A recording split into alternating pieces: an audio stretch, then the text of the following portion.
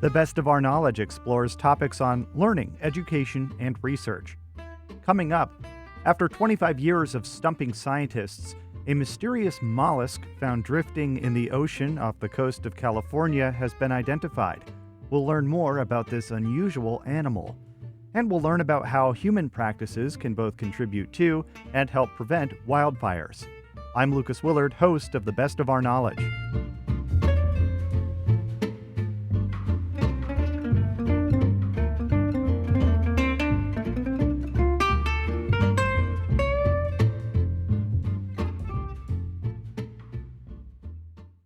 This is The Best of Our Knowledge. I'm Lucas Willard. About 25 years ago, deep in the ocean off the coast of California, scientists discovered a mysterious creature. The animal, nearly invisible, except for its bioluminescence, stumped researchers. More than 2 decades later, scientists now know what the animal is: a nudibranch, or sea slug, although it doesn't look like other sea slugs. And its nickname, the mystery mollusk, has stuck. To learn more about this unusual creature, I spoke with Bruce Robeson, senior scientist and midwater ecologist at the Monterey Bay Aquarium Research Institute. It sort of looks like something cobbled together from spare parts left over from other animals. At one end, there's this big, voluminous, bowl-shaped hood. In the middle is a sort of a rounded mid-body that has the digestive organs and reproductive organs, and below that is a sort of cylindrical foot that sticks down. And at the opposite end from the hood is a sort of flat tail that has about a dozen finger-like projections sticking out from it. You put all those pieces together and you have a strange-looking critter that we found fascinating, and we wanted to learn as much about it as we could. Where in the ocean, at what depth is this mystery mollusk found, and why is it so hard to find? Besides being down deep below the ocean, I guess. Right. It lives in the water column. It lives in that enormous, vast volume of water between the sea surface and the deep sea floor. On a global average, that's about 4,000 meters deep. The mystery mollusk lives principally between about 1,000 meters depth and 3,000 meters depth, although we have seen them on the seafloor, which is where they go to spawn. And they are rare in that we needed almost 20 years in order to accumulate enough observations to do a really comprehensive description of the animal. They are, we believe, probably more widespread than just the ones we've seen here off Monterey. There are reports of a similar animal from the mid-Pacific and from the Western Pacific as well. I won't say reports. Actually, they were video frames that have been posted online that we recognized as the critter we were working on. Although the folks who were recording those images, like us at first, had no idea what they were looking at. So the mystery mollusk spends its day drifting around in the deep ocean. Is it unusual to find sea slugs suspended in the water column like that? Where are nudibranchs usually found? Nudibranchs are most commonly known from shallow water in tide pools and kelp forests and all sorts of subtidal regions. And many of them, if not most of them, are animals that live on the bottom. They feed on sponges and other kinds of attached animals. They are often brightly colored with surprising external structure.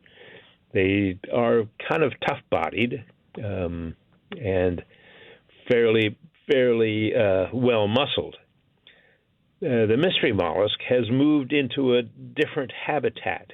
And in order to cope with the challenges of living in that truly three-dimensional habitat of the water column, they've had to shed a lot of weight, and indeed they're pretty much neutrally buoyant. And to do that, they have diminished the degree of musculature that they have, and they've through evolution they have adapted to that habitat by becoming lighter in weight and transparent in the process. Transparency confers invisibility, if you will, in those deep waters, and helps them to avoid predators by making it really difficult to spot them. They are grossly different from all the other nudibranchs we know about, not only because of their shape and size and coloration, but also where they live. There are a few nudibranch species known to live on the deep sea floor down 3,000-4,000 meters deep, and there are a few that are known to live up near the very surface of the ocean. But no nudibranchs had ever been discovered in that vast region between the surface and the deep sea floor before we came across this one. Why is the identification of the mystery mollusk so exciting? I understand it took a long time and it's an unusual animal, but what in particular about this makes you so excited? Well, it reinforces the notion that we have only begun to scratch the surface of what exists out there in the world ocean. Monterey Bay and the adjacent deep waters are probably the best studied patch of deep ocean in the whole world. And yet, even after 30 years at Mabari, we're still discovering new stuff. That reinforces the fact that the rest of the world's ocean, which has been virtually unexplored, must hold an extraordinary range of different kinds of animals, showing different adaptations and different behavior patterns and ecological interactions. One of the most exciting things to me about this discovery is that it's an indication of how much else there is out there yet to be discovered. I find that exciting because if we can't even imagine what the other animals, the undiscovered animals, may look like, or how important they are in the ecology of the ocean, that means that there's a lot of excitement and fun to be had. Because to me, this kind of exploration and discovery is exciting and it's fun. It also has significance in that it shows us that there are many, many more steps or links in the oceanic food web than we had ever imagined. We rely on the ocean for a good portion of our food, we humans, and yet the species that we consume depend on a wide range of other species that are all tied up into an intricate and complex food web that allows for the production of species that we harvest commercially and consume. And if we're going to live on this planet and live harmoniously with the planet, we really need to understand everything that's out there. We need to learn who else lives there and how they all fit together in communities and what kinds of ecological interactions are involved. Otherwise, we're liable to make mistakes about how we exploit the resources that humans need. Unintended consequences of harvesting both animal and plant resources, as well as mining and exploitation of non-living resources, always has consequences. But if we don't know who's there, we can't predict what the consequences might be. And in some cases, the consequences will come back and bite us on the butt because we didn't know enough to prevent a bad result of our exploitation. Bruce Robeson is senior scientist and midwater ecologist at the Monterey Bay Aquarium Research Institute. You're listening to The Best of Our Knowledge. I'm Lucas Willard.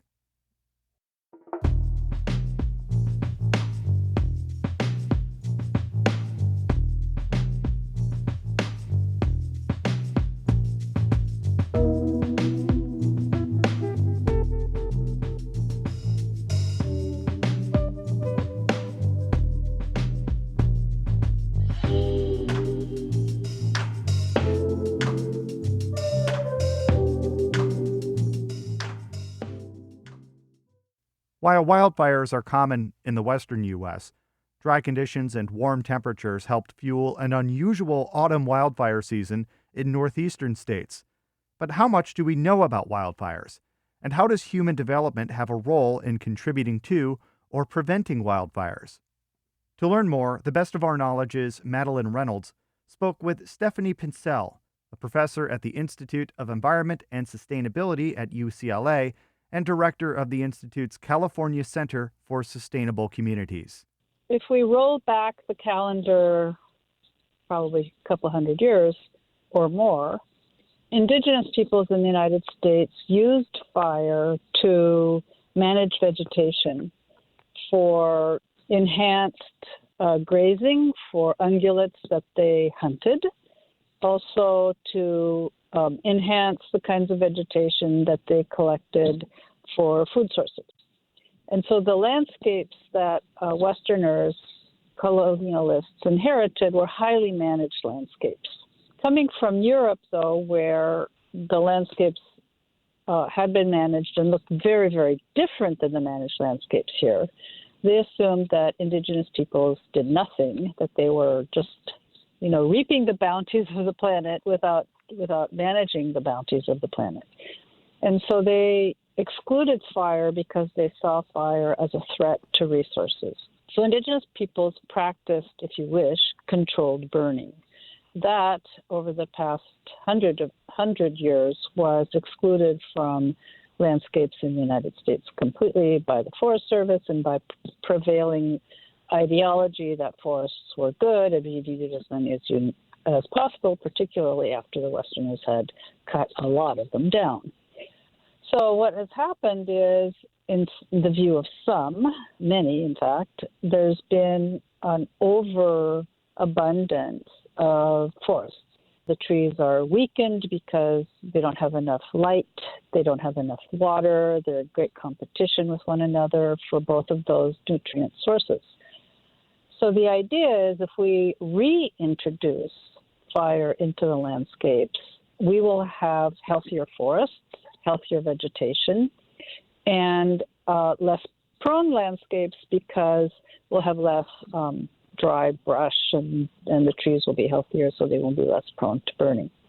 So that's called, developing controlled burns. That is to say, you go in and you burn in a careful manner and establish buffers and try to introduce fires that are not really, really, really hot and out of, very wind driven and so forth. You burn on days where there's low wind and maybe higher humidity, so it's easier to control where the flames are going. As we know that there are many people that are negatively affected by wildfires. So I want to know what communities and homes are more susceptible to wildfire damage and why. The suburban developments that have occurred over the past probably 30 years out farther and farther from the urban core are the areas that are the most fire prone. They were not built, the housing itself was not built to withstand or mitigate fire, like having closed eaves and no highly flammable vegetation right around the house and materials that are less flammable. None of that was put in place because we simply ignored the problem or didn't even realize there was a problem. So the people who have essentially bought places, drive till you can afford the mortgage, are the ones that are the most vulnerable. They drive the farthest. They live in the most flammable neighborhoods. The streets are not necessarily aligned to make for efficient evacuation or firefighting, and the vegetation is simply ill-adapted to the new fire regime. So essentially, the people who have the least amount of choice, generally speaking, are the ones who live the farthest out and are the ones that are most vulnerable. In California, how much does urban, rural, and ex-urban development play in wildfires? 100%. Does this also apply to other places around the country?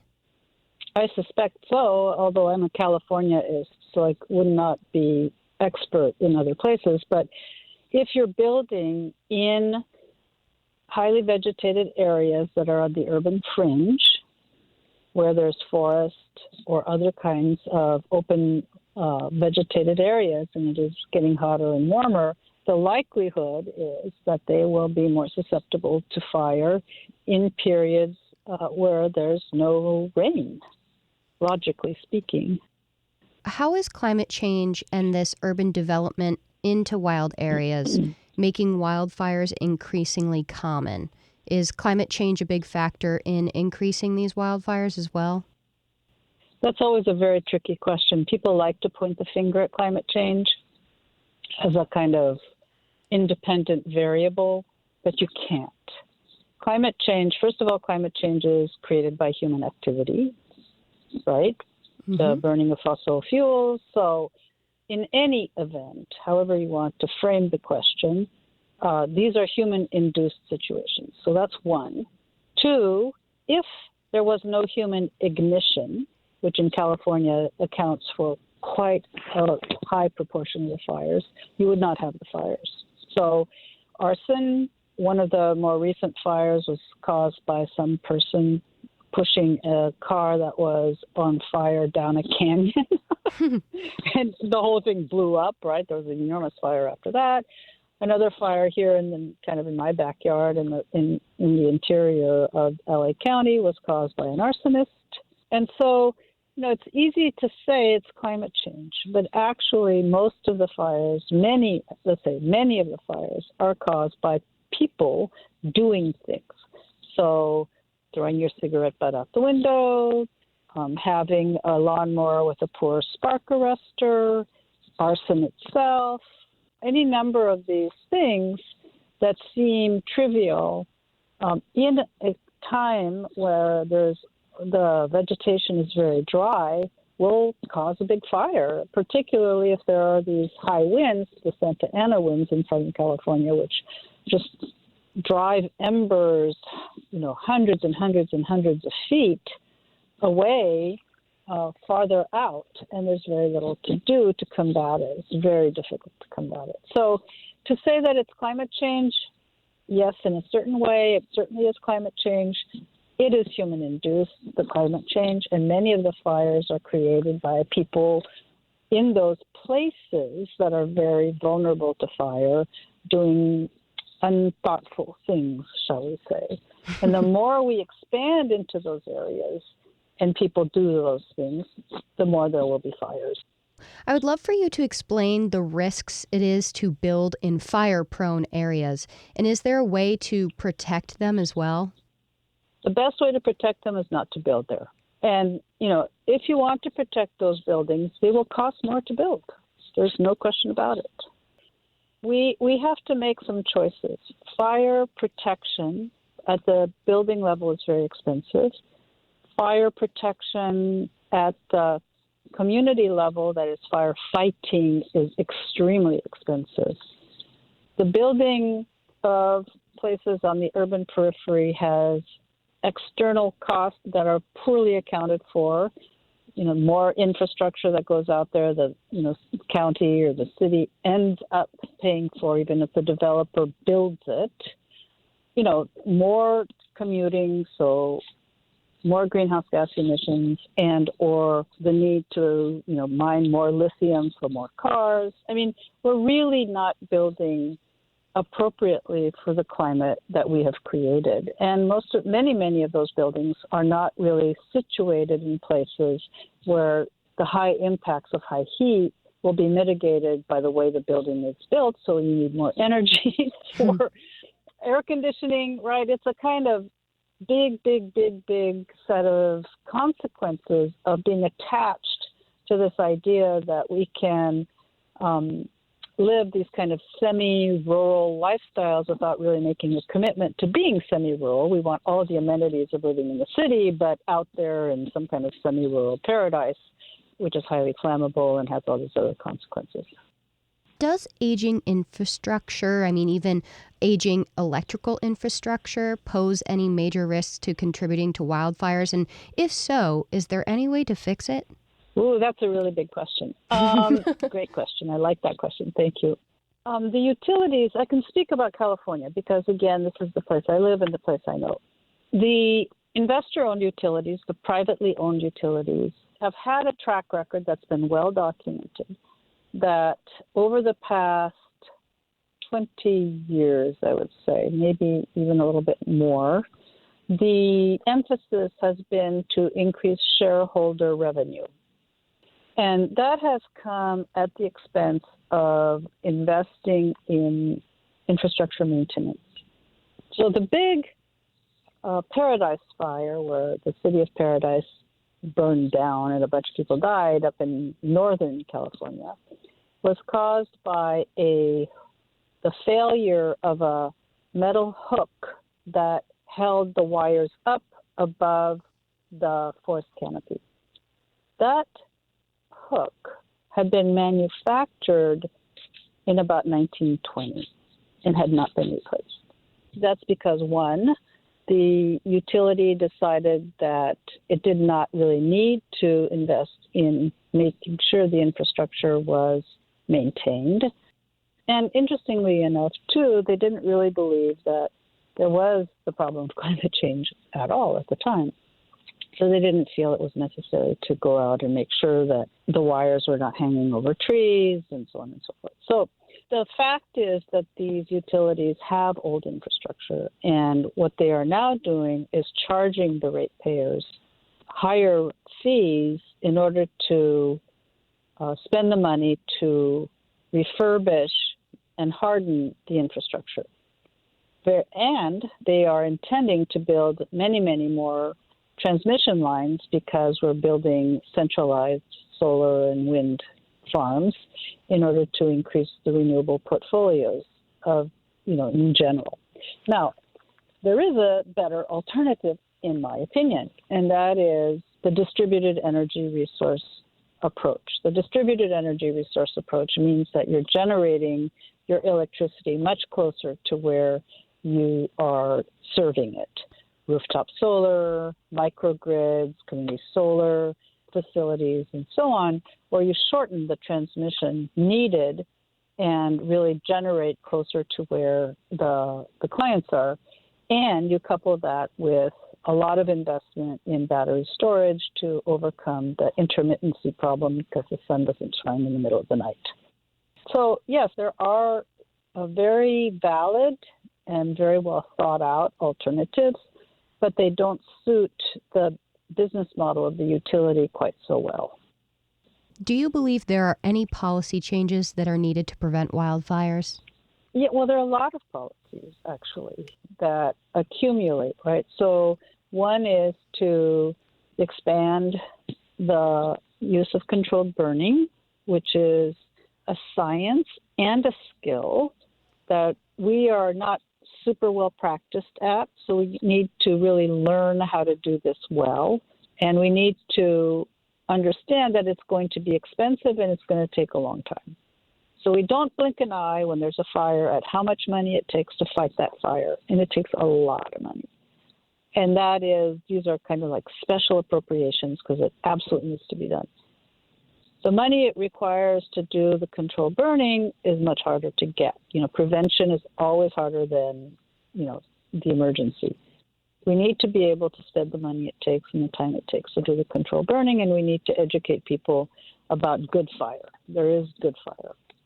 So that's one big policy area, and it's going to require, kind of new forest science, new prairie science, new ecosystem management science, because it's not all forests that burn, it's prairies, it's chaparral, it's other kinds of vegetation, including, northern boreal forests, right? So we have to learn how to manage those better than we have, pay more attention to specificity and how indigenous peoples manage those places too.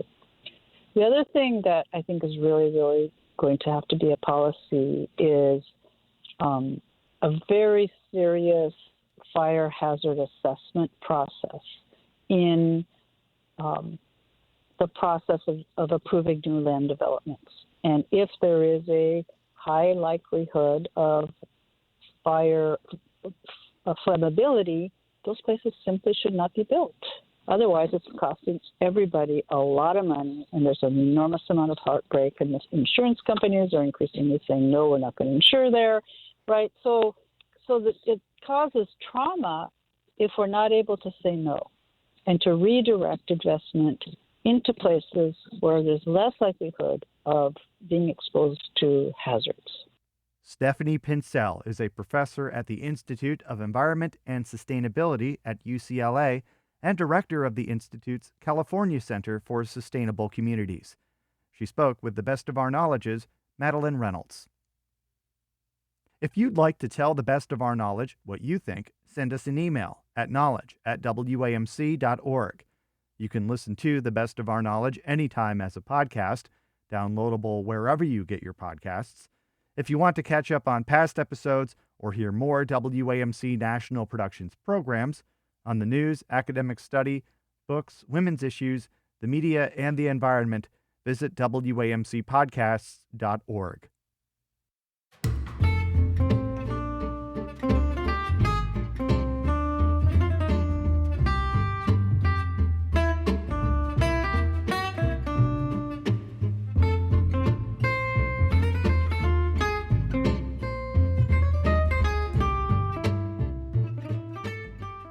This has been The Best of Our Knowledge, episode 1782.